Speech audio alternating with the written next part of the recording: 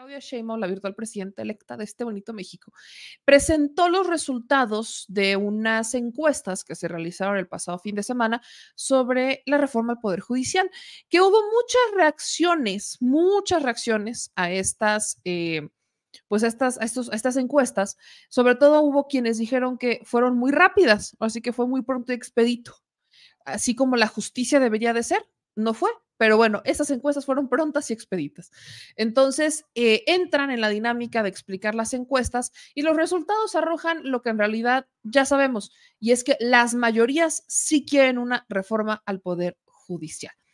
Hay varias reacciones de comentar, pero quiero partir por ponerles cómo fue la explicación que fue en rueda de prensa de la virtual presidenta electa por la tarde de este lunes, para que ustedes tengan el contacto. Si no lo vieron, ahí vamos a ver cuál fue la explicación. Acuérdense que de hecho Claudia Sheinbaum en sus explicaciones es muy corta, pero en las preguntas ya es cuando se empieza a alargar la cosa. Vámonos con esta. Continuidad. Después, el día de hoy les prometí las encuestas que se hicieron. En la mañana vino Mario Delgado, me presentó las encuestas. Si quieren, hacemos la presentación, si me ayudan. Estas son la metodología. Fueron dos empresas encuestadoras que fueron las que, de acuerdo con la comisión de encuestas ahí de Morena, que estamos obviamente pues en la transición ya como presidenta electa, pero no tenemos todavía formalmente el nombramiento de presidenta electa hasta que el tribunal electoral no lo, a ver si nos arreglan hasta que no reciba yo la constancia por parte del tribunal. Entonces, mientras tanto, pues seguimos trabajando en algunos temas con nuestro partido, con Morena, y así fue que se decidió hacerlo con estas encuestadoras. Una es Encol. Se escogieron las encuestadoras por haberse acercado al resultado de la elección presidencial. Hay otras más, por supuesto, pero se escogió a Encol. Fueron 1,202 entrevistas efectivas a hombres y mujeres de 18 años y más, con credencial de elector vigente del domicilio. Se hicieron este fin de semana y fue cara a cara en vivienda. La que sigue. Esta es de Las Heras, ¿no? Esta es de Las Heras, que no viene ahí el nombre de... personas mayores de 18 años, 1,195 entrevistas.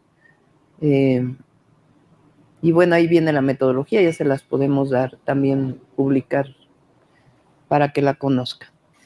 Y esta es con la propia encuestadora de Morena, que también fueron 1,458 entrevistas en este caso. En todos los casos, una muestra representativa con más o menos 3%, de 3 a 5% de margen de error.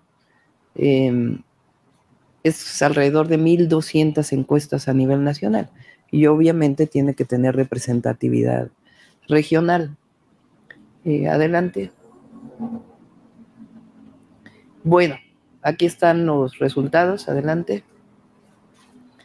Entonces, la primera pregunta fue: el presidente Andrés Manuel López Obrador y la presidenta electa Claudia Sheinbaum están proponiendo una reforma al Poder Judicial.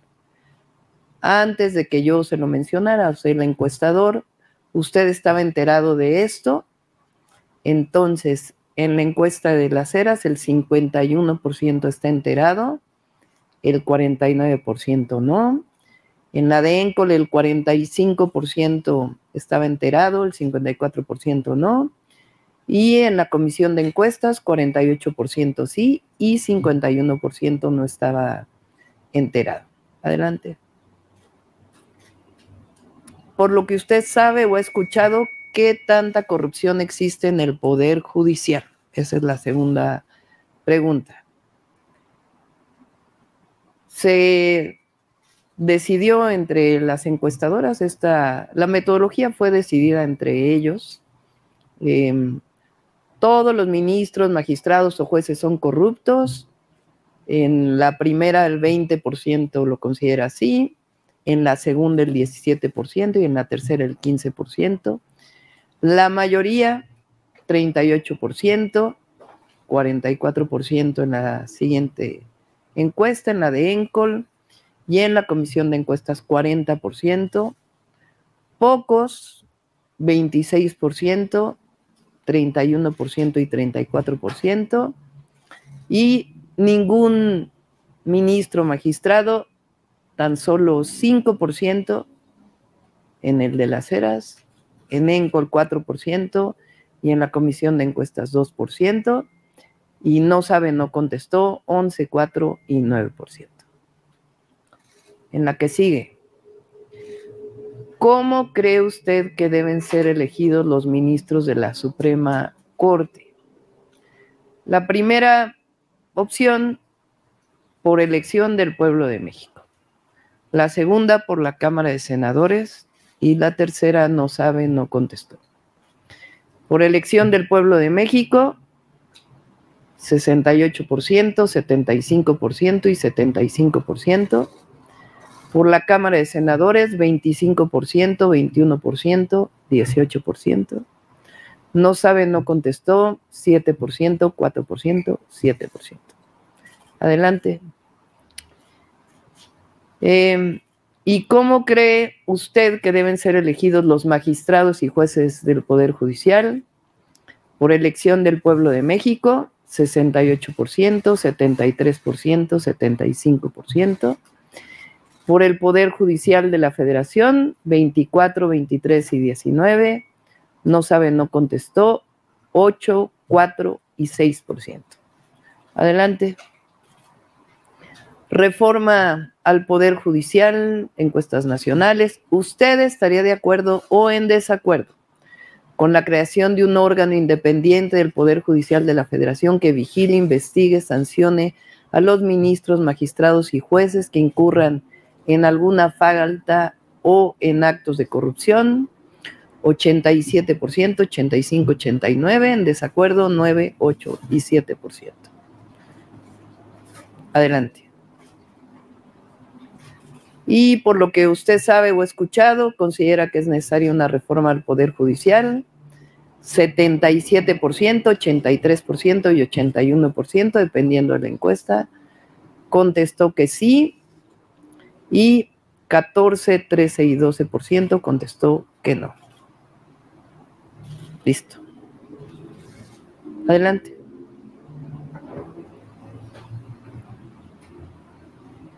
¿Son las últimas? ¿Es la última? Pues ese es el resultado y está en el número de entrevistas efectivas. ¿Qué considero yo relevante? Ya que cada quien haga su análisis de los resultados. Son más personas, o el porcentaje de personas que está de acuerdo. Nosotros ganamos la elección con el 59%. Más del 59% considera que es necesaria una reforma y más del 59% está de acuerdo con que haya una elección directa.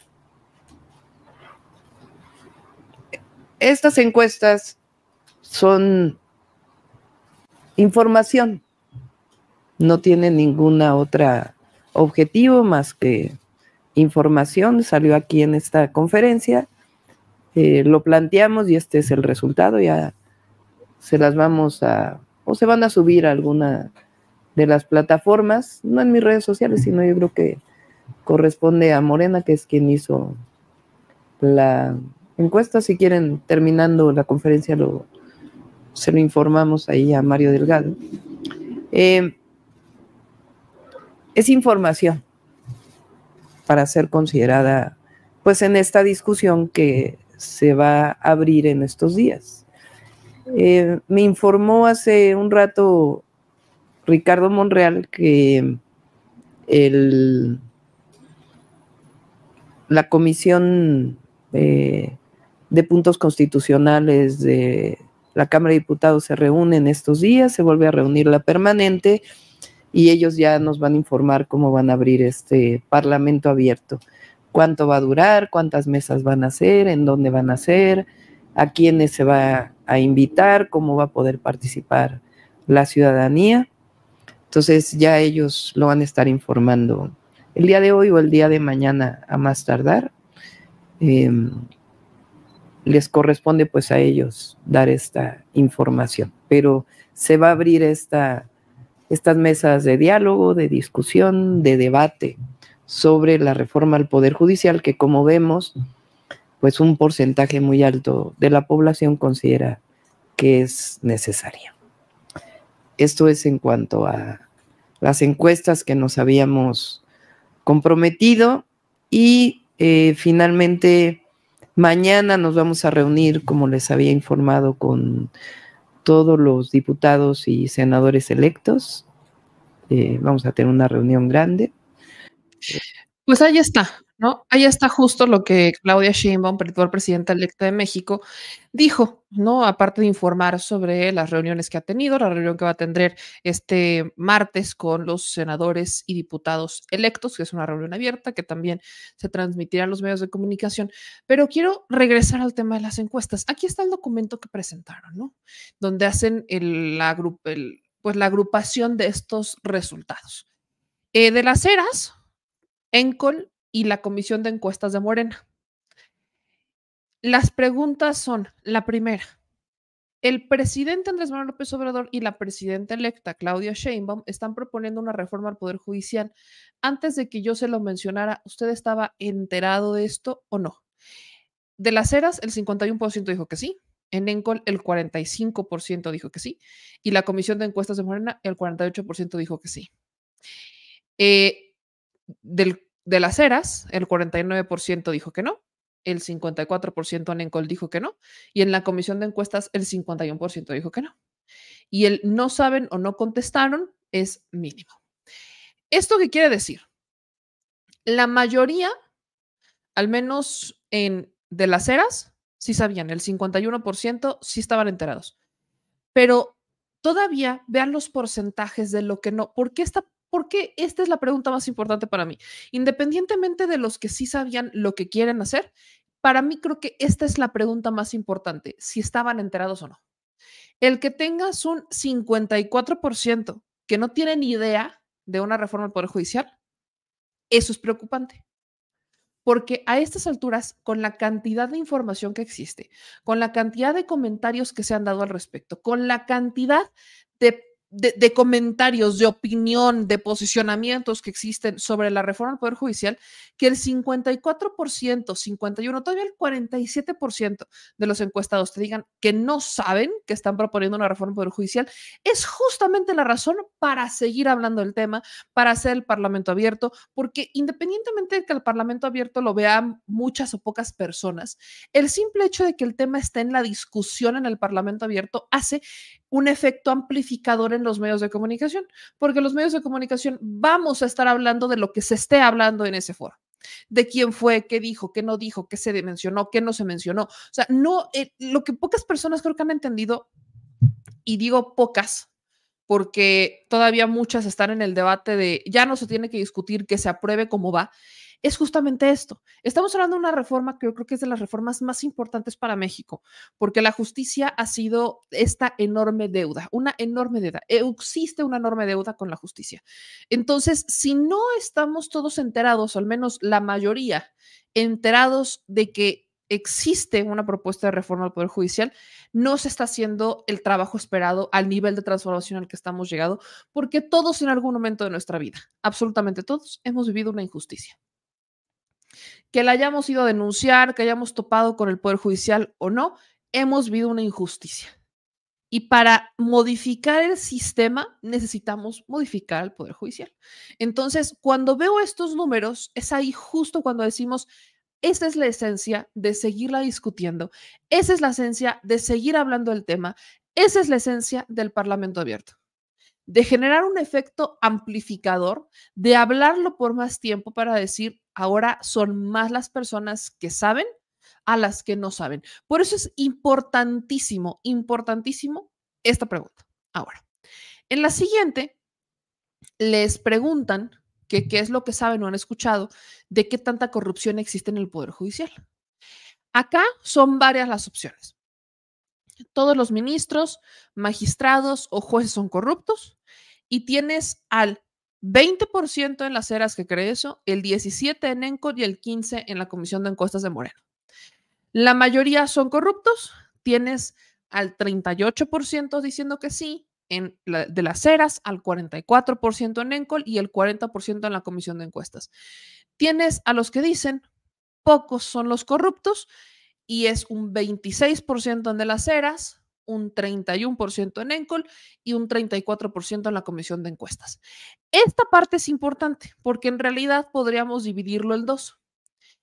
Si la pregunta fuera, ¿ustedes creen que existe corrupción en el Poder Judicial? Y tomamos todas las respuestas que están aquí, independientemente y son muchos, pocos o todos, la mayoría sabe y confirma que existe corrupción en el Poder Judicial. La mayoría. De los encuestados, más del 50% de los encuestados habla de justamente toda la corrupción. No importa desde dónde, no importa cuántos, no importa quién. Existe corrupción en el Poder Judicial. Y esta también es la esencia para modificarlo, porque no podemos hablar de modificar al Poder Judicial si no aceptamos que hay corrupción. Esta es una pregunta que vale la pena incluso resaltar, que la propia Norma Lucía Piña, presidenta de la Suprema Corte, intentó evadir. Recuerdo cuando fue que justamente en este programa les pusimos pues la sesión del Senado donde Norma Lucía Piña estaba intentando ingresar todavía a la Suprema Corte, pasaba de magistrada a ministra. Y en esa sesión le preguntan abiertamente si existe corrupción en el Poder Judicial y ella contesta que no. Bueno, igual y sí, pero son unos cuantos, que dónde está el estudio. Y me acuerdo que fue una discusión con Ríos Peter, donde Ríos Peter le dice, bueno, es que está este documento, está este estudio donde avala que existe corrupción y tal, y tal, y tal, y tal, y tal, y tal. Entonces usted está invalidando este ejercicio y Norma Lucía Piña se trabó, se súper trabó en el tema del Poder Judicial, pero estaba trabadísima. De si existe, no existe, pero sí, pero no en todos lados, pero son poquitos, pero que son casos aislados. Es una narrativa del Poder Judicial de intentar deslindarse de la corrupción, que ni siquiera ellos son capaces de ver la podredumbre que existe dentro del Poder Judicial. No es señalar a una persona o señalar a 10, es que existe. Y no hay mecanismos al interior del Poder Judicial que funcionen para erradicarla o irla disminuyendo. No existen. ¿Por qué? Porque el propio Consejo de la Judicatura Federal depende de la presidenta de la Suprema Corte. El Consejo de la Judicatura Federal se supone que es este órgano regulador del Poder Judicial. Entonces, si alguien en el Poder Judicial comete alguna equivocación, falta administrativa o incluso algún delito, es el Consejo de la Judicatura el que está encargado de procesar todo esto. Pero, ¿qué pasa si tienes en la presidencia del Consejo de la Judicatura y de la Suprema Corte a alguien que dice que no existe corrupción, que son poquitos, que quién sabe que son casos aislados, que mejor no hablemos del tema? El Consejo de la Judicatura no va a hacer su chamba, porque quien lo preside ya está diciendo que no existe. Entonces, ¿cómo esperamos que sean de verdad justos cuando tienes a la misma persona presidiendo el poder y al que castiga? ¿Cómo le vas a hacer? No funciona, no ha funcionado. Y esa también es una de las partes esenciales de esta reforma, el separar y que tengas como un órgano interno de control, pero ahora sí con otra persona en el Consejo de la Judicatura Federal. Y con otra, o sea, que hagas un punto y aparte para que entonces sí te pueda funcionar el Consejo como un contrapeso del Poder Judicial, porque hasta este momento el Poder Judicial no tiene contrapeso. Teóricamente, el contrapeso del Poder Judicial deberían de ser los otros poderes, el legislativo y el ejecutivo, y su órgano interno de control, el Consejo de la Judicatura. Pero eso no ha pasado, porque el Poder Judicial pasa por encima de todos, con el aval de la Constitución. Pero ya sabemos, porque también lo hemos hablado, que se aplican luego términos como la revivificación, literal, revivificación de leyes, que cuando no les gusta una ley o una reforma que se hizo en el legislativo, que son los encargados justamente de hacer modificaciones a la Constitución y a las demás leyes, cuando no les gusta la modificación que hicieron, entonces reviven una previa, porque esa está más chida. Lo estoy simplificando, pero esa es la revivificación. O sea, el Poder Legislativo prácticamente puede hacer su trabajo y al final llega el Poder Judicial y le dice, no creo, no lo creo, no, mi ciela, así que por eso revivificamos otra ley. Apliquemos la resucitación. Ahí andan, resucitando leyes que ya fueron modificadas. Pero incluso cuando no les gusta la manera en la que legislan en el Poder Judicial, digo, en el Poder Legislativo, se aplican en el Poder Judicial las inconstitucionalidades, pese a que está reglamentado. Eso lo vivimos de manera más reciente con el plan B de la reforma eléctrica, que eran reformas a leyes secundarias, ni siquiera eran constitucionales porque esas no se aprobaron, y llega el caso hasta la Suprema Corte a punta de amparos, porque fue a punta de amparos, de particulares que estaban en contra de la reforma eléctrica que se había hecho porque impactaba en sus bolsillos, evidentemente no en los del pueblo, eso nunca estuvo en el interés de los privados.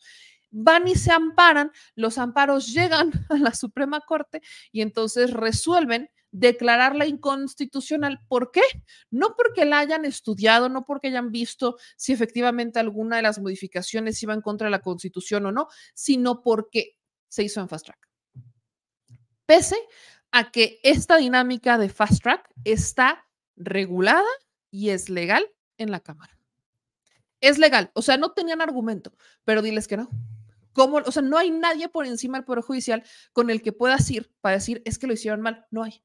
Entonces, es por eso que es bien importante que todos estemos en sintonía de cuáles han sido estos históricos errores, históricas fallas que ha tenido el Poder Judicial para con los mexicanos, porque ha sido histórica, una tras otra, una tras otra. Entonces, cuando veo estos resultados también, es importante ver que si sumamos la corrupción, ya sean pocos, todos o mayoría, estamos viendo que al menos más del 60 incluso por ciento estamos de acuerdo en que existe corrupción en el Poder Judicial. Siguiente pregunta. ¿Cómo usted cree que deberían de ser elegidos los ministros de la Suprema Corte?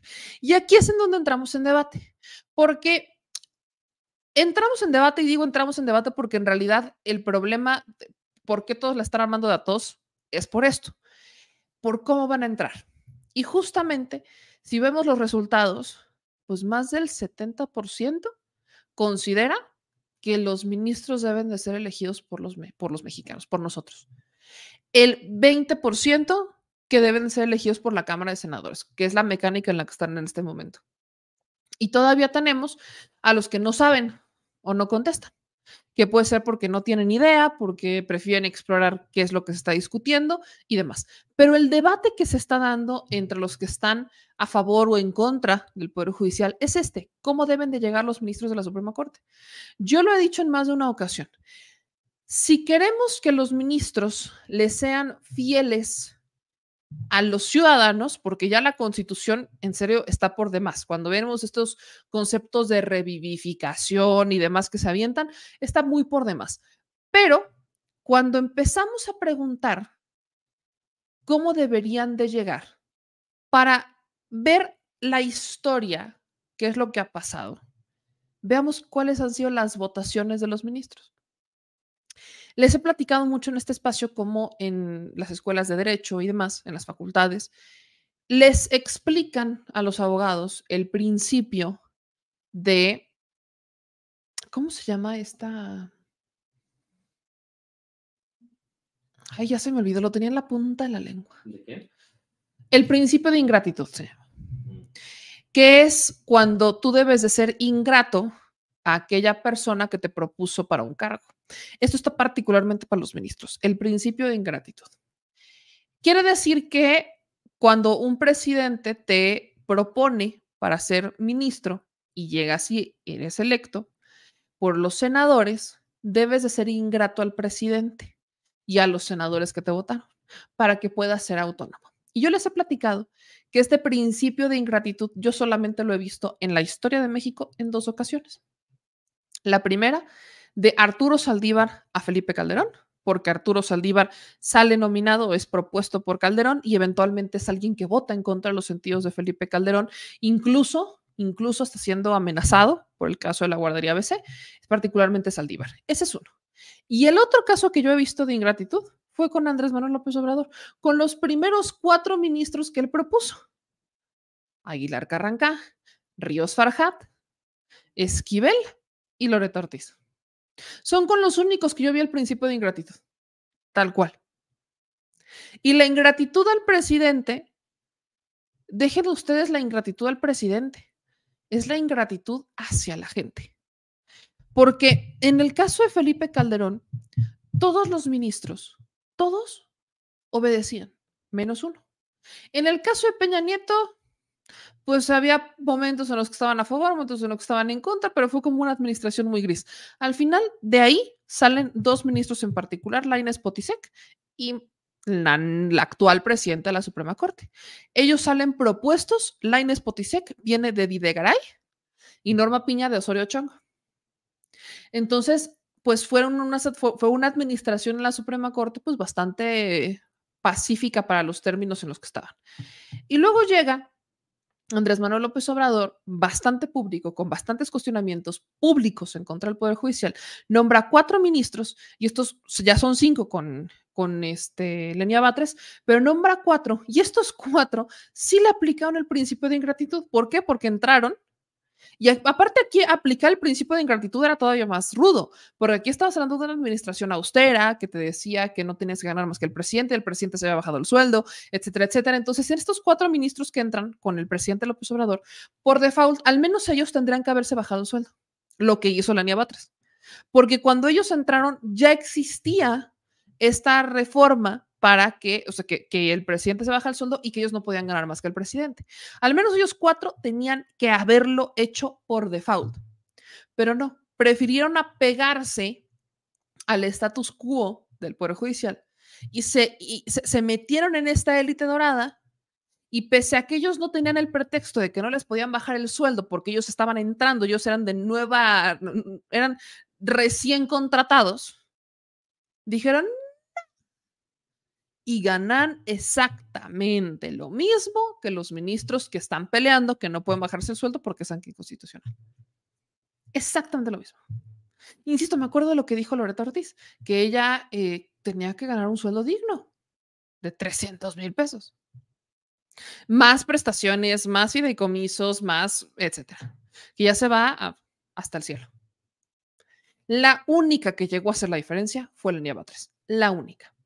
Entonces, cuando vemos este escenario, por supuesto que aquí está el que las mayorías dicen, Nel, yo quiero elegir a los ministros. Y yo he defendido muchísimo esto, pese a que muchos pueden estar en contra, sobre todo aquellos que son más especializados en el tema, porque si realmente quieres que un ministro sea legal, que le sea fiel a la Constitución, le tiene que ser fiel al pueblo y tiene que existir una estrecha relación entre ellos dos. Ahora hay que regular las maneras en las que serán electos, cómo le van a hacer, si no va a haber dinero, porque no puede haber dinero sobre la mesa, cómo van a promocionarse, cómo van a hacer llegar su postura ante la gente. O sea, toda esta es la parte que se tiene que definir. Por eso es que se tiene que discutir. O sea, yo todo esto se lo estoy explicando porque sí me parece muy importante que entendamos que se deben de elegir. Entonces, estos resultados, que son los que presenta la virtual presidenta electa Claudia Sheinbaum el día de hoy, son resultados donde nos dan justamente a entender lo que hemos estado explicándoles. Las mayorías sí quieren una reforma al Poder Judicial.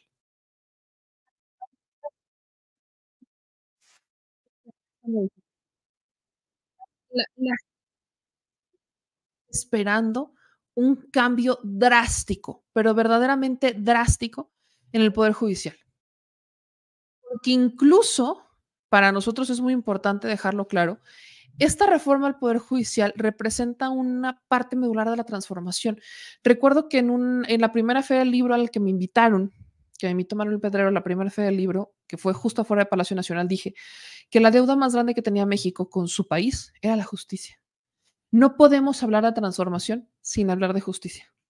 Y el presidente intentó por las buenas, o sea, no podemos decir que no lo intentó a su manera, que es mediante mediante el nombramiento de los ministros que a él le corresponden por ley. Pero no se puede, no funcionó. Entonces, si no funcionó al estilo en que el presidente lo intentó, necesitamos hacer una modificación profunda. Y aunque esta reforma plantea en esencia cómo van a llegar los ministros, la separación de la Suprema del Consejo de la Judicatura y demás, es importante que se discutan temas a profundidad para erradicar las puertas giratorias. Y yo lo he dicho y voy todavía más, no es suficiente con la reforma al Poder Judicial, necesitamos una reforma a las fiscalías. Y eso es algo que se ha planteado en el proyecto de transformación de Claudia Sheinbaum, porque habló muchísimo sobre el caso de éxito que fue la Fiscalía en la Ciudad de México, que, insisto, yo no pongo las manos al fuego por ninguna fiscalía, pero creo que la de la Ciudad de México hizo mucho mejor trabajo que otras. Entonces, la de la Fiscalía de la Ciudad de México mencionaban que ellos sí tenían una política criminal, una política de atención a asuntos criminales, cosa que no tiene ninguna otra fiscalía en México, ni siquiera la Fiscalía General de la República. Entonces, imagínense que estás lidiando con criminales constantemente, que si criminales de cuello blanco y entre los criminales del narcotráfico, y no tienes una política de atención a asuntos criminales al interior de la Fiscalía. Entonces, ahí parte una cosa, pero a eso voy a más. No tenemos esta profesionalización de los policías ministeriales para que se conviertan eventualmente en detectives. Eso ni siquiera existe en México. Tienes a los policías ministeriales y tienen muy bajos recursos porque la manera en la que se distribuyen los recursos en las fiscalías es pésima, por cierto. Y además sí es insuficiente, pero es pésima.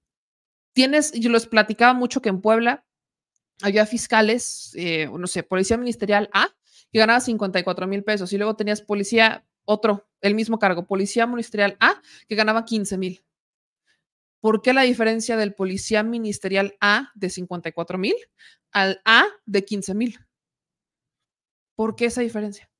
Quizás uno entendería policía ministerial A 15,000, policía ministerial B 30,000, no sé, o al revés, pero no. Tenías policías con exactamente el mismo rango, uno ganando 54,000, otro ganando 13,000. Y luego allá en mi rancho se daba la noticia que el chofer del fiscal era el que terminaba haciendo detenciones. El chofer, o sea, que estaba catalogado como chofer, era el que llevaban a hacer las detenciones. ¿Cómo por? Eso pasa en las fiscalías. Entonces, necesitas más peritos. Eso es un tema que hemos tocado muchísimo. Se necesitan más peritos, pero también necesitas meterle dinero para la investigación, para meterle tema científico y además necesitas gente que la profesionalices. Porque si tienes carpetas de investigación que no están bien integradas, si no tienes gente que quiera hacer su chamba y hacerla bien para detener a la gente, entonces llegan las carpetas mal hechas al Poder Judicial y los jueces, hay de entre los que se agarran para decir, no, pues esto no me sirve, lo dejo en libertad, y hay con muy sanas excepciones, unos cuantos, pero unos cuantos, que sí se voltean y dicen, ¿sabes qué? Está mal tu carpeta de investigación, te voy a dar 15 días para que la vuelvas a hacer y mientras lo detengo. Pero si en 15 días no me la traes bien hecha, lo voy a tener que dejar ir. Son casos contados los que hemos visto de jueces que hacen esto. Y aún así, la estrecha relación entre si queremos justicia, necesitas modificar las fiscalías y el Poder Judicial. Es una estrecha relación que existe y que lamentablemente pocos están viendo. Sobre este mismo tema, también la virtual presidenta electa, ya en la sesión de preguntas y respuestas, fue cuestionada sobre lo que ha movido, cuál ha sido el debate de aquellos economistas, sobre todo en el tema del Poder Judicial, y es la preocupación del peso. Hubo dos reporteras que le preguntaron a Claudia Sheinbaum, virtual presidenta electa, que si no le preocupaba que se moviera el peso, si seguimos hablando del tema del Poder Judicial, particularmente con las encuestas, con la manera en la que las están entregando. Y otra reportera le pregunta sobre la Coparmex, que si no le preocupaba la reacción de empresarios o de la bolsa o de la propia Coparmex con el tema del Poder Judicial. Quiero que ustedes, insisto, quiero que dimensionemos cómo ha funcionado México históricamente. En México hemos funcionado para no movernos porque, es que se va a mover la bolsa. Es que, no, espérate. Es que no podemos hacer una reforma así porque no aguanta. Se van a enojar los empresarios. En México tuvimos las 11 reformas estructurales de Enrique Peña Nieto, que fueron aprobadas a través del Pacto por México, que fue una alianza del PAN y PRD, teniendo un control absoluto de la Cámara de Diputados y del Senado. Absoluto, pero más grande incluso que el Plan C. Esta unión fue más grande que el Plan C, para que la dimensionen. Y ahí no se movió, pero ni tantito el peso. Ni tantito se movió la bolsa. ¿Por qué? Porque esas reformas estaban pensadas a favor de los empresarios. ¿Y cuál fue el resultado de esas reformas? Quiero enseñarles el resultado de esas reformas porque Parametría hizo, ya habíamos platicado estas encuestas, pero aquí está. Esta es una encuesta que hace Parametría del 26 al 30 de julio del 2014 en vivienda. Fueron 800 casos. Cuando les preguntan, de las siguientes reformas que se han realizado durante el gobierno de Enrique Peña Nieto, ¿a quién van a beneficiar y a quién se va a perjudicar? El verde es quienes serían beneficiados y el rojo es quienes serían perjudicados. La reforma hacendaria, la gente consideró que sería perjudicial para ellos. La reforma hacendaria. Más, o sea, el 53% consideró que esa es una reforma que los perjudica. En la reforma materia política, el 44%. En la reforma política, en la reforma financiera, el 54%. En la reforma energética, que después para el final de la administración fue la reforma peor evaluada, el 46% consideró que les iba a perjudicar. ¿Algo se movió en la bolsa con esto? Por supuesto que no. Ni una coma. Porque a quien sí benefició esta reforma fue a los empresarios. Incluso hubo gente que pensó que la reforma educativa los iba a beneficiar. La reforma educativa fue la única reforma donde las mayorías pensaron que les iba a beneficiar. Cuéntenme, ¿cómo nos fue después con la reforma educativa? De a cómo nos benefició. Porque los maestros tienen otra historia distinta, muy distinta. Entonces, este es para mí el escenario más contundente para entender el tema de la bolsa y el tema del peso. Como es una reforma que va a modificar el único poder del que se han agarrado como ancla los empresarios para presentar amparos, para ir en contra de todos los temas, como es justamente esta reforma, entonces dijeron, no aguanta, espérate, aquí sí la armamos de todos. Aquí sí la vamos a armar de todos. Entonces se mueve el peso versus el dólar, que si la bolsa mexicana de valores, que sí, que no, que si los inversionistas, que si tienen miedo, que si no tienen miedo, y así están para arriba y para abajo, para arriba y para abajo. En realidad es por el plan C, por supuesto que no es por la reforma, porque aquí está el escenario del 2014, ya estaba en vigor las modificaciones, ya se ha aprobado la reforma energética, de hecho habían pasado meses de que se aprobara la reforma energética y échense la cantidad de personas que en ese entonces ya sabían que iba a ser perjudicial. ¿Alguien se preocupó? Por supuesto que no. Por eso cuando veo estos resultados digo, bueno, espérense, aquí estamos viendo que las personas, es la gente, son las mayorías las que quieren que se modifique. Ahora hay que socializar la información para que, el productor se ríe, hay que socializar esta información para que todos estemos en el mismísimo canal, que no me salgan otra vez con que no es que espérate, es que van a modificar el artículo 135, el 144 y el 180. Y tú dices, mana, pero solamente hay 136 artículos en la Constitución. Please.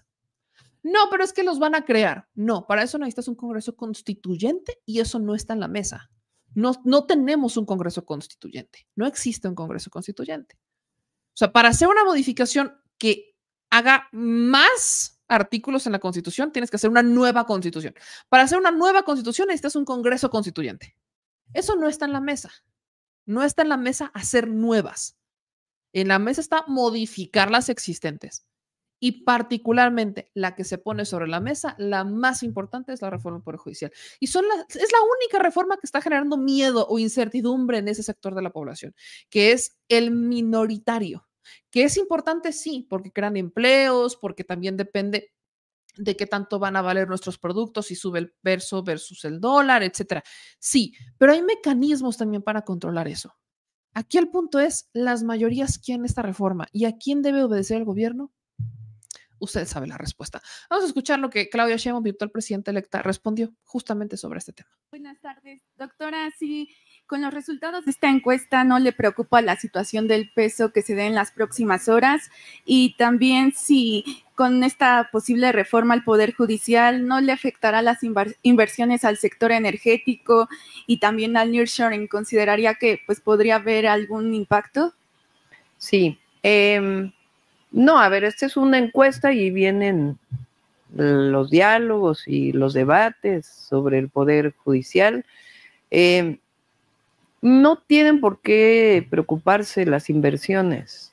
Por eso el otro día puse con toda claridad lo que dijo incluso el Departamento de Estado de los Estados Unidos, un representante.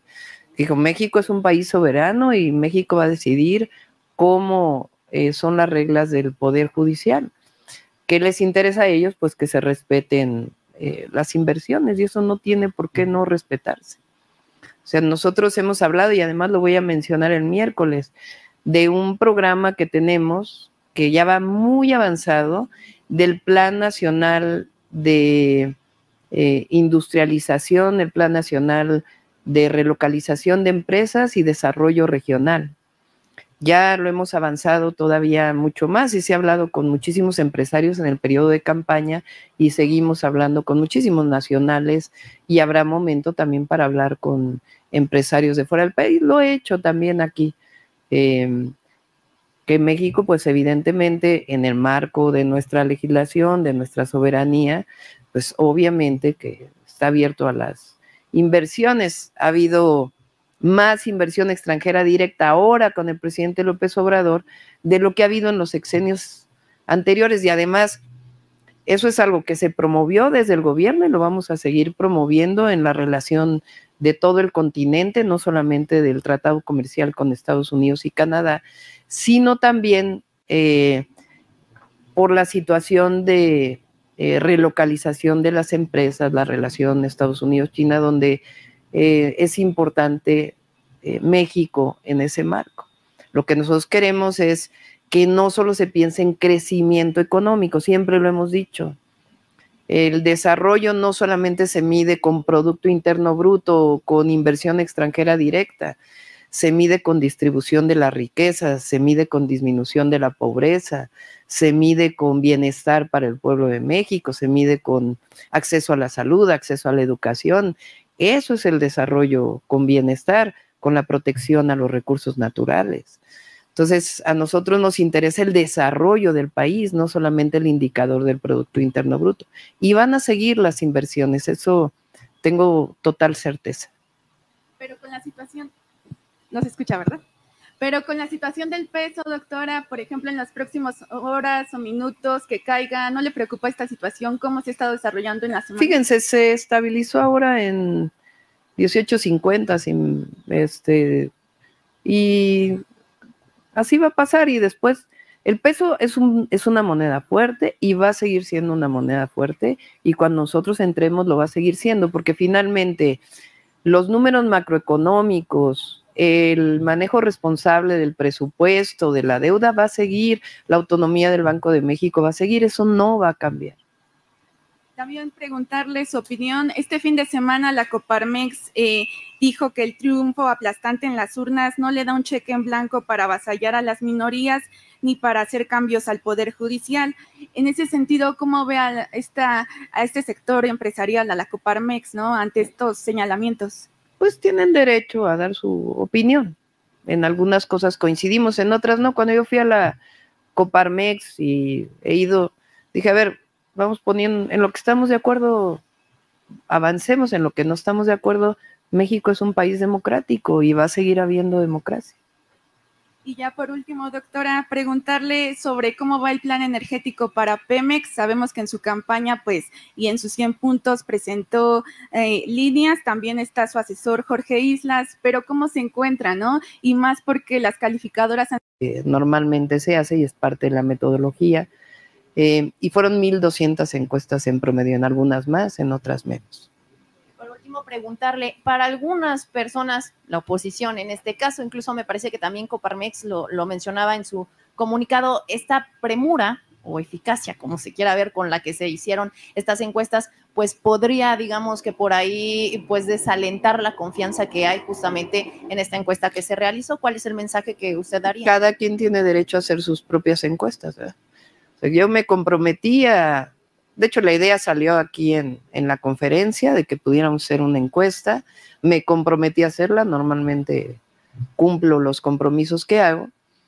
La mejor manera fue hacerlo a través de Morena, dado que pues no tenemos ahora ni siquiera una estructura formal de transición, que ya poco a poco se va a ir haciendo, que por cierto no vamos a pedir ningún recurso público para la transición, y vamos a